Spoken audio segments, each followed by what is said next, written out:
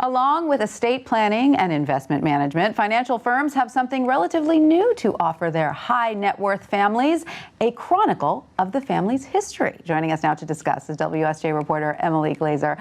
Welcome, Emily. So where did this trend come from? Did the bank start offering it, or did the family start asking for it? The family started asking for it. And if you're an ultra high net worth family, which could mean anything, but you usually have tens of millions of dollars, you have the money to spend to learn more about your heritage and your history. And why not? So do these financial firms then do it themselves, or do they work with outside companies? And what sorts of services exactly are they offering? It's a little bit of a mix. Wells Fargo's ultra high net worth unit, Abbott Downing, which means clients have at least 50 million of investable assets. So this is a lot that we're talking about. Yes. They do it for free for their clients. But like I mentioned, you have to have a certain threshold of money you're investing with them. That's right.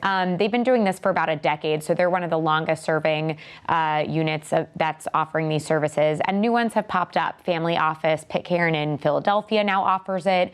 Morgan Stanley started in January. They outsource it. So the clients would end up paying like a genealogy service. And that could be tens of thousands of dollars. Tens of thousands up to hundreds of thousands. Depending on what they want. Because tell us about the offerings. It's not just about a family tree, although you can get that too. It's a lot more elaborate. Definitely. So the offerings can range from anything like genealogy services, so it can trace back your family roots, and it can be more expensive if those people are traveling overseas to figure out where your family is, or if there was sort of unknown history and there are very specific documents to gather. There are also these really elaborate videos, and this was really fun to report. Full-fledged productions, crews, makeup, lighting. Even using drones, yes, right? We have some of the drone footage, which is amazing, which we'll roll for you right now. Shows, I guess drones are good if you want to show your real estate holding. The aerial shots. The aerial is what some of these folks want. And I even spoke with a real estate family that owns Max Properties, a family-owned business. They're using drones to capture the different real estate holdings that their company owns. So it's not just their private residence. And this can be, depending on what you get, hundreds of thousands of dollars. Because it's important to show the grandkids, you know, what you have accomplished in your lifetime.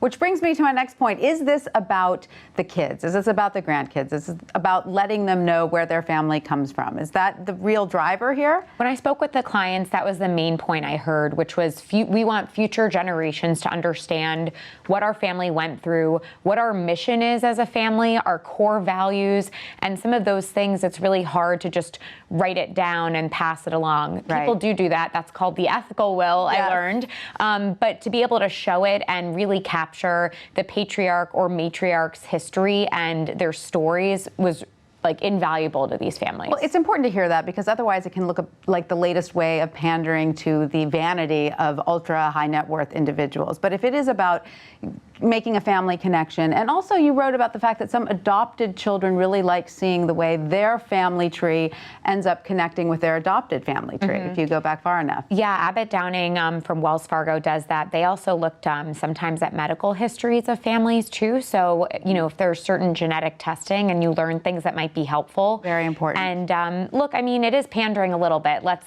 not, you know, go past that. Sure. But I think what these firms found is not only do they deepen their relationships with their client, which at this phase and when it's that much money, it's hugely important. But meeting the kids and getting to know the kids can be just as important. And talk about no expense spared. You wrote about one family that sent a private plane to pick up every single grandchild for the screening of the family film, correct? Apparently it started at 3 in the morning. They went to different college campuses. They got everyone there so they could go to church, watch the film, have lunch, and then disperse. Sounds great. What a fun afternoon. All right, Emily Glazer, thank you so much for that. Thank you.